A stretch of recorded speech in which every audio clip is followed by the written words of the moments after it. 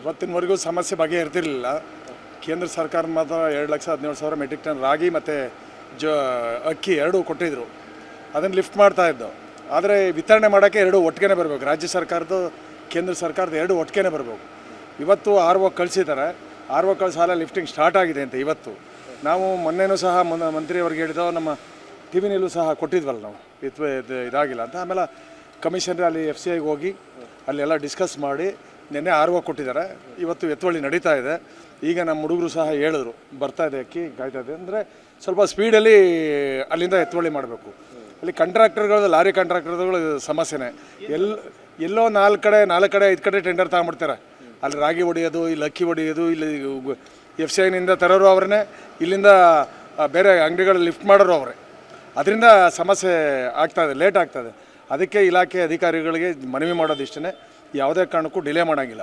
ಯಾಕೆಂದರೆ ನಾವು ವಿತರಣೆ ಮಾಡೋವಂಥ ಟೈಮ್ನಲ್ಲಿ ಎಲ್ಲ ಒಂದೇ ಸಾರಿ ವಿತರಣೆ ಮಾಡಿದ್ರೆ ಸರ್ವರ್ ಸಮಸ್ಯೆ ಆಗ್ತದೆ.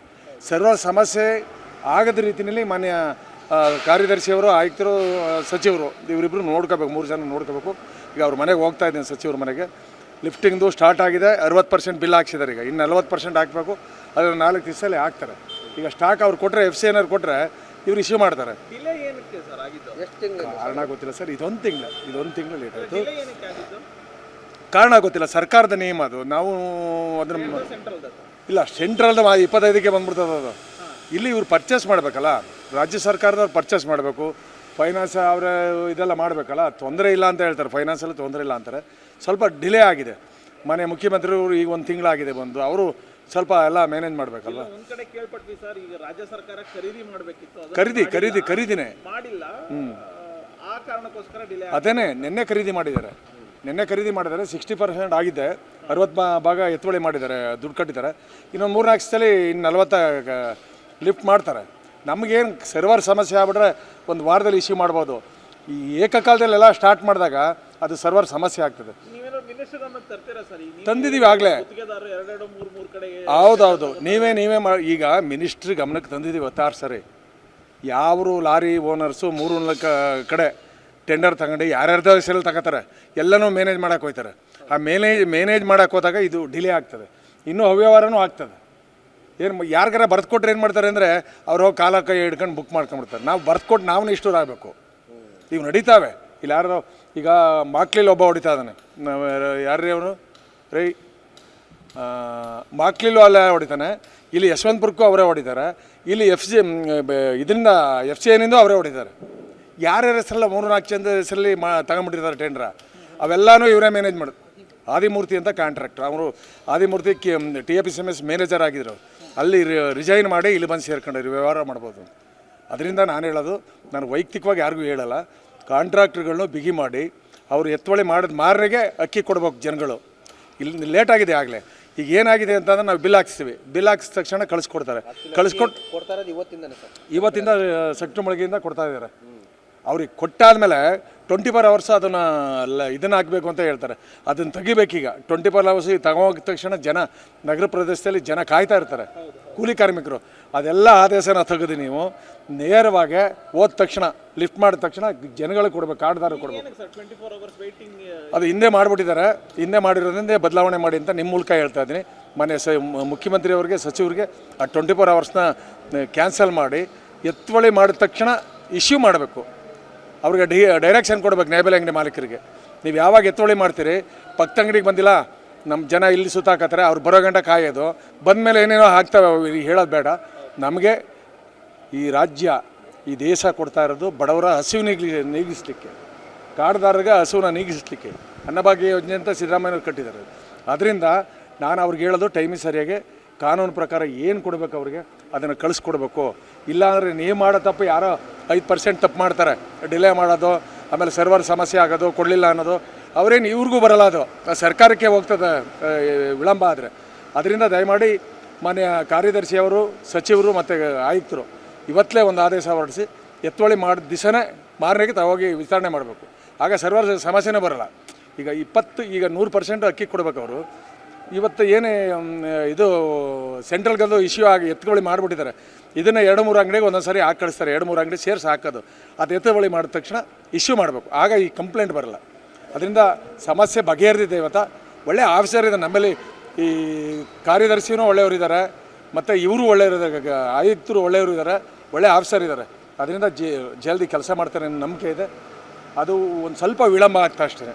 10ನೇ ತಾರೀಕಿನೊಳಗೆ ಮಾಡ್ತಿದ್ರು, ಈ ಸರಿ ಒಂದು ಸ್ವಲ್ಪ ವಿಳಂಬ ಆಗಿದೆ. 17 ಕಟ್ಟಿದ್ದಾರೆ ನಿನ್ನೆ, ಇವತ್ತು ಆಲೆ 18 ಇಶ್ಯೂ ಆಗ್ತಾಯಿದೆ, ಎತ್ತುವಳಿ ಮಾಡ್ತಾವ್ರೆ. ಎಲ್ಲನೂ ಇದನ್ನು ಕಳಿಸ್ಕೊಡಿ ಅಂತ ನಾನು ಮನವಿ ಮಾಡ್ತಾ ಇದ್ದೀನಿ. ಓಕೆ, ಏನೇನು ಒಳಗೊಂಡಿದೆ ಸರ್ ಅದರಲ್ಲಿ? ಯಾಕೆ ಆ ಥರದ್ದೇ ಒಂದು ಮೂವಿ ಮಾಡಬೇಕು ಅಂತ ಅನ್ನಿಸ್ತು ಸರ್? ಈ ಕೆಲವಾರು ಮೂವಿಗಳನ್ನ ಕೆಲವಾರು ಜನ ಮಾಡಿದ್ದಾರೆ. ಯಾವ ಶಿಕ್ಷಣ ಇಲಾಖೆಲೂ ಮಾಡಿದ್ದಾರೆ, ಮತ್ತು ಬೇರೆ ಬೇರೆ ಇಲಾಖೆಲೂ ಮೂವಿಗಳು ಮಾಡಿದ್ದಾವೆ. ಅದಕ್ಕೆ ನಮ್ಮೇಲೆ ಒಬ್ಬರು ನಿರ್ದೇಶಕರಿದ್ದರು. ಆ ನಿರ್ದೇಶಕರು ರಾಮಮೂರ್ತಿ ಸಾಹೇಬ್ರಂತ, ನೀವು ಹೆಸರು ಕೇಳಿರ್ಬೇಕು. ರಾಜ್ಕುಮಾರ್ ಫಿಲಮ್ ಬಿಟ್ಟು 52 ಫಿಲಮ್ ಅವ್ರದ್ದು ಬಿಟ್ಟು ಇದನ್ನೇ ಮಾಡ್ತಾಯಿರಲಿಲ್ಲ, ಫಿಲಮ್ ಮಾಡ್ತಾಯಿರಲಿಲ್ಲ ಅವರು. ಈಗ ಅವ್ರ ಹತ್ರ ಹೋಗಿ ಮಾತಾಡಿದ್ಮೇಲೆ ಇಡೀ ಎಲ್ಲ ಕೊಟ್ಟು ನಮ್ಮ ನಿರ್ದೇಶಕರು ಎಲ್ಲ ಹೋಗಿ, ನಿರ್ಮಾಪಕರೆಲ್ಲ ಹೋಗಿ ಕೊಟ್ಟಾಗ ತುಂಬ ಖುಷಿಪಟ್ರು ಅವರು. ಇದು ಕತೆ ಚೆನ್ನಾಗಿದೆ, ರಾಜ್ಯ ಸರ್ಕಾರ ಕೇಂದ್ರ ಸರ್ಕಾರ ಹಸುವಿನಿಗೋಸ್ಕರ ಇದನ್ನು ಕೊಡ್ತಾ ಇದೆ. ಅದಕ್ಕೆ 20,000 ಜನ, ನಾವು 20,000 ಜನ ಅಸ್ಟೆಂಟು, 20,000 ಜನ ಮಾಲೀಕರು, ಇವರೆಲ್ಲ 40 ವರ್ಷದಿಂದ ತ್ಯಾಗ ಮಾಡ್ತಾಯಿದ್ದೀವಿ. ನಮ್ಗೆ ಯಾಕೆ ಈಗ ಸರ್ಕಾರದಿಂದ ಏನೂ ಕೊಡ್ದೇ ಬರೀ ಏಜೆನ್ಸಿ ಥರ ನಿರ್ವಹಿಸ್ತಾರೆ. ನಮಗೆ ಯಾವುದೇ ಭದ್ರತೆ ಇಲ್ಲ, ಅಂಗಡಿಗಳಿಗೆ ಮಾಲೀಕರಿಗೆ ಯಾವುದೇ ಭದ್ರತೆ ಇಲ್ಲ. ಅದರಿಂದ ಈ ಸಿನಿಮಾದ ಮೂಲಕ ಜನಗಳನ್ನ ಮನವರಿಸಬೇಕು. ಕಾರ್ಡ್ದಾರ ಹಿಂಗೂ ವ್ಯತ್ಯಾಸ ಮಾಡ್ತಾರೆ, ಅಧಿಕಾರಿಗಳು ಯಾವ ಥರ ತೊಂದರೆ ಕೊಡ್ತಾರೆ. ಒಬ್ಬ ಮಾಲೀಕರು ಏನಾರ ಸತ್ತರೆ ಅವರ ಹೆಂಡ್ತಿಗೆ ಏನಾರ ಪ್ರಾಧಿಕಾರ ಕೊಡಬೇಕು, ಎಷ್ಟು ಡಿಲೇ ಆಗ್ತದೆ. ಅದರಿಂದ ಈ ಸಿನಿಮಾನ ನಮ್ಮ ನ್ಯಾಯಬೆಲೆ ಅಂಗಡಿ ಮಾಲೀಕರೇ ಒಬ್ಬರು ಪದ್ಮಾ ಚಂದ್ರಶೇಖರ್ ಅಂತ ಅಂದ್ಬಿಟ್ಟು ತೀರ್ಕೊಂಡಿದ್ರು. ಅವ್ರಿಗೆ ಲೈಸೆನ್ಸ್ ತಗೊಳ್ಬೇಕಾದ್ರೆ ತುಂಬ ಶ್ರಮಪಟ್ಟಿದ್ರು. ಅದಕ್ಕೋಸ್ಕರನೇ ಅವರೇ ನಿರ್ಮಾಪಕರು ಆ ಕತೆ ಆಧರಿಸಿ ರಾಮಮೂರ್ತಿ ಅವ್ರು ತೆಗೆದಿದ್ದಾರೆ. ತುಂಬ ಚೆನ್ನಾಗಿ ಬಂದಿದೆ, ಜನ ನೋಡೋ ಅಂಥ ಸಿನಿಮಾ ಅದು. ಅದಕ್ಕೋಸ್ಕರ ಈ ಸಿನಿಮಾ ನನಗೆ 24ನೇ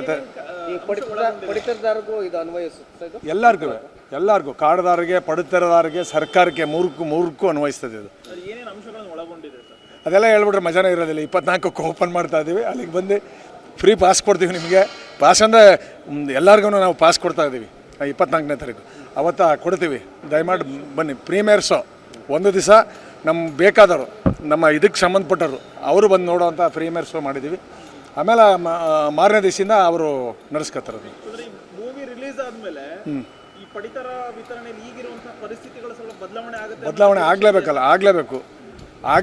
ಅದು ಅಲ್ಲಿ ತೋರಿಸಿರ್ತೀವಿ ನಾವು. ಇಲಾಖೆಯವರು ಕಾರ್ಯದರ್ಶಿ ಏನು ಮಾಡ್ತಾರೆ, ಅವರ ಪಾಪ ಸತ್ತೋದಂಥ ಈ ಒಬ್ಬ ನ್ಯಾಯಬೆಲೆ ಅಂಗಡಿ ಮಾಲೀಕರು ಸತ್ತಂಥ ಕಾಲದಲ್ಲಿ ಅವ್ರ ಹೆಂಡತಿಗೆ ಪ್ರಾಧಿಕಾರ ಕೊಡ್ಬೇಕಾದ್ರೆ ಎಷ್ಟೆಷ್ಟು ತೊಂದರೆಗಳಾಗ್ತವೆ, ಅಧಿಕಾರಿಗಳು ಯಾವ ರೀತಿ ವರ್ತಿಸ್ತಾರೆ, ಇವೆಲ್ಲ ಮಾಡಿ ಅದನ್ನು ತೆಗೆದಿದ್ದೀವಿ. ಅದು ಚೆನ್ನಾಗಿದೆ, ನೋಡಾದ್ಮೇಲೆ ಸೆಪ್ಟೆಂಬರಿಂದ ಪಾರ್ಟ್ 2 ತೆಗಿತೀವಿ. ಆಗ ಏನಾಗ್ತದೆ ಅಂದರೆ, ಈ ಕಾರ್ಡ್ದಾರ ಯಾಕೆ ಅಕ್ಕಿ ಮಾರ್ತಾರೆ ಗೊತ್ತಲ್ಲ ನಿಮ್ಗೆ? 20% ಅಲ್ಲೇ ಯಾರಿಗೋ ಕೊಟ್ಬಿಟ್ಟು ಬಂದ್ಬಿಡ್ತಾರೆ. ಆ ಅಕ್ಕಿ ಏನಕ್ಕೋಸ್ಕರ ಮಾಡ್ತಾರೆ? ಅವ್ರಿಗೆ ಎಷ್ಟು ಬೇಕು ಅಷ್ಟು ತಗೋಬೋದಲ್ವ? ಅದು ಬಿಟ್ಬಿಟ್ಟು ಇವರು ಬೇರೆ 50 ರೂಪಾಯಿನ ಅಕ್ಕಿ ತಗೊಳಕ್ಕೆ ಹೋಗಿ ಇಲ್ಲಿ ತಗೊಂಡು 15 ರೂಪಾಯಿಗೆ 20 ರೂಪಾಯಿಗೆ ಮಾರಿ, ಅದು ಕಳ್ತನ ರೂಪದಲ್ಲಿ ಇಡೀ ನ್ಯಾಯಬೆಲೆ ಅಂಗಡಿ ಮಾಲೀಕರಿಗೆ, ಸರ್ಕಾರಕ್ಕೆಲ್ಲ ಕೆಟ್ಟ ಹೆಸರು ತರುವಂಥದ್ದು ನಡೀತಾ ಇದೆಯಲ್ಲ, ಅದನ್ನು ತೋರಿಸ್ಲಿಕ್ಕೆ ಅಂತ ಅಂದ್ಬಿಟ್ಟು ಮಾಡ್ತಾರೆ ಸರ್.